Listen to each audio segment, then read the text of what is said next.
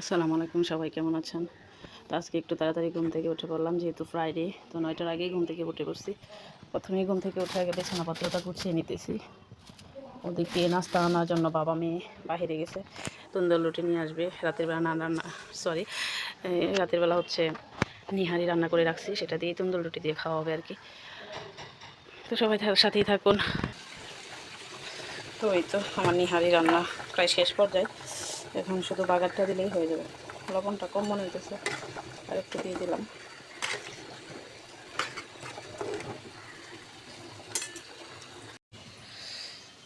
এই তো এদিকে ঘর দুয়ারও পরিষ্কার করা একদম কমপ্লিট, ঝাড়ু দেওয়া, পরিষ্কার করা। এদিকে বারান্দা সহ সব কিছু একদম পরিষ্কার করে নিয়েছি। এখন চলুন রান্না করে যাই।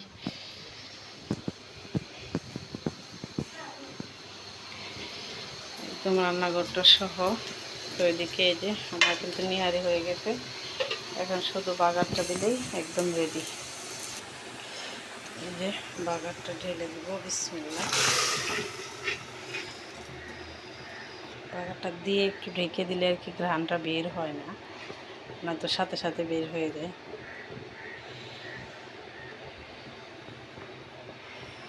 তো এই যে আমার বাগার দেওয়া শেষ, রান্নার প্রস্তুতিও শেষ, রান্না করাও শেষ। তো এখনও বাবা মেয়ে বাইরে থেকে আসে নাই, রুটি আনতে গেছে বাইরে। হ্যাঁ, এই সাবানের জন্য রাত থেকে মাথা পুরা শেষ করে বলতেছে তারে পেঁপে কালার সাবান এনে দিতে। রুটি কোথায় আম্মু? রুটি কোথায়? রুটি আনো নাই? এই যে রুটি, বাবা মেয়ে সকাল সকাল বাহিরে গিয়ে তন্দুর রুটি নিয়ে আসছে। গরম। এখন সাথে সাথে সাবান খুললে ফেলতেছো, এখন কি সাবান দিয়ে গোসল করবা তুমি? যখন যা বলবো তখন তাই। কিসের সাবান আম্মু? এটা নাকি তার স্বপ্নের সাবান, এই জন্য সে রাখবে না। কথা শুনলে গালের সাথে সাথে ঘষাঘষি শুরু করছে। তো এই যে নাস্তা খেতে বসে পড়লাম, এই জন্য আলাদা প্লেটে বেড়ে নিলাম, আর আমরা দুজনে এক প্লেটে খাইতেছি। এদিকে যে রান্নাবান্না রেডি করলাম, আর এই যে দেখেন আমার মেয়ে রাগ করে বাটি ভেঙে ফেলছে, ফিক্কা দিয়া প্লাস্টিকের বাটি একদম ভেঙে গেছে। করলা ভাজি আর সিম্পল কফি, এটা তো বাড়ির আলু শাশুড়ি যে দিয়েছিল অর্ধেক ছিল, ওইটাই দিলাম, তরকারিতে বেশি দিলাম না। তো এগুলোই রান্নাবান্না করবো আজকে। তো এদিকে যে দুপুরের খাবার দাবার শেষ, মেয়ের জন্য মুরগি রান্না করলাম, করলা ভাজি, এদিকে মাছ বোনা করছিলাম কালকে, সেটা রয়ে গেছে। এই যে তরকারি, ফুলকপি, সিম, পুঁটি মাছ দিয়ে তরকারি। আমার খাওয়া শেষ, মেয়ের খাবার নিয়ে দৌড়াইতেছি। মেয়ের জন্য পোলাও আর মুরগি রান্না করছিলাম। তো এদিকে এই যে সে দুষ্টুমি করতেছে। আসো আসো আসো, তো খাওয়া দাওয়া শেষ করে একটা ঘুম দিব, তারপর দেখা হবে আপনাদের সাথে।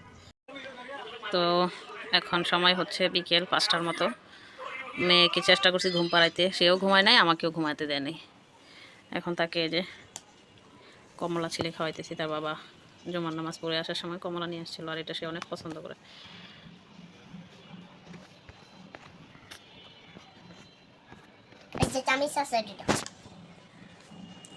তো বাহিরে কিন্তু আলো আছে, ঘরের ভিতরে অন্ধকার অন্ধকার।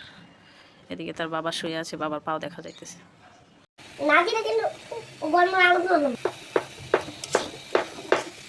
আমার জামাই পুরি পিঠে খাওয়ার জন্য আমার মাথা খেয়ে ফেলতেছে। তো আজকে ফ্রাইডে, সে বিকেলে বলতেছে যে যদি চলো বাইরে যাই, যদি না যাও তাহলে পুরি পিঠা বানাইছে আমরা দুজনে মিলে। তো এদিকে যে আটা করে নিলাম, আর এখন যে ভিতরের পুরটা বানাইতেছি। তোমার পিঠা বানালো, জামাইরে পিঠা না বানাই দিলে হবেই না, যার জন্য অল্প কটা দিয়েছিল তা দিয়ে পিঠা বানানো শুরু করলাম। আজকে রাতে তো রান্না করবো না। তারপর এই যে পুরটা রেডি করে চলে আসলাম পিঠা বানানোর জন্য। তো আমার জামাই পুলি পিঠা খাওয়ার জন্য তো কয়েকদিন ধরে একদম মানে আমার মাথা খেয়ে ফেলতেছে। তো নামাজ পড়ে আসর নামাজটা পড়ে একটু শুইলাম, নামাজে বসে বসে চিন্তা করতেছি যে আমার জামাই আমাকে পিঠা বানানোর কথা বলে কিনা, মানে নামাজ পড়ে শুইতেও পারি নাই।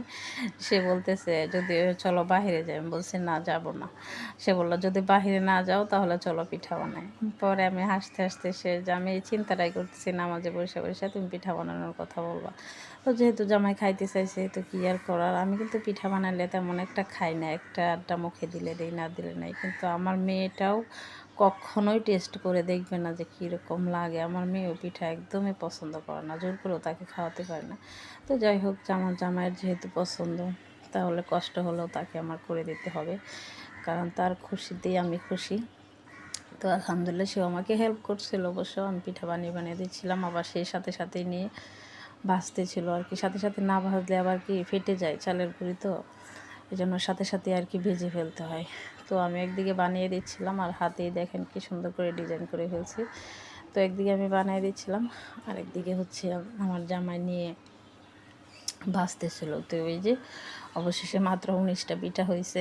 তো সেই পিঠা খেয়ে সেই শান্তি আলহামদুলিল্লাহ।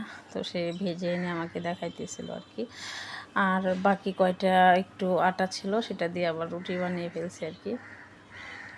তো রাতের বেলা তেমন কোনো কিছুই রান্নাবান্না করি নাই, যেহেতু জামাই পিঠা খাইছে, অল্প কয়টা ভাতই খাবে। তো তার জন্য আর কোনো রান্নাবান্না করি নাই। দুপুরের যে মুরগি, তারপর মাছ, তারপর হচ্ছে পুঁটি মাছের তরকারি ছিল, ওগুলা দিয়ে আর কি করলা ভাজি রাতের খাবারটা শেষ করলাম আলহামদুলিল্লাহ। আর এদিকে হচ্ছে জামাইয়ের জন্য রুটিটাও ভেজে নিলাম।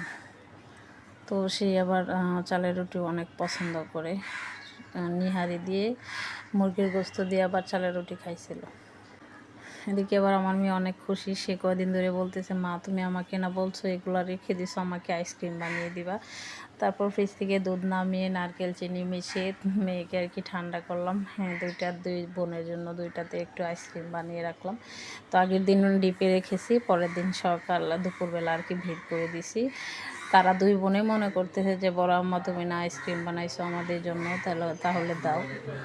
তো অবশেষে জামাই সন্তান খুশি, তো আলহামদুলিল্লাহ আমিও খুশি। আমার একটু কষ্ট হলেও আমি খুশি আছি। তো আসলে সংসার জীবনে স্বামী সন্তান যদি খুশি থাকে সব কিছুতে, তাহলে কিন্তু স্ত্রীরাও খুশি, আবার স্ত্রী সন্তানের খুশিতে কিন্তু স্বামীও খুশি।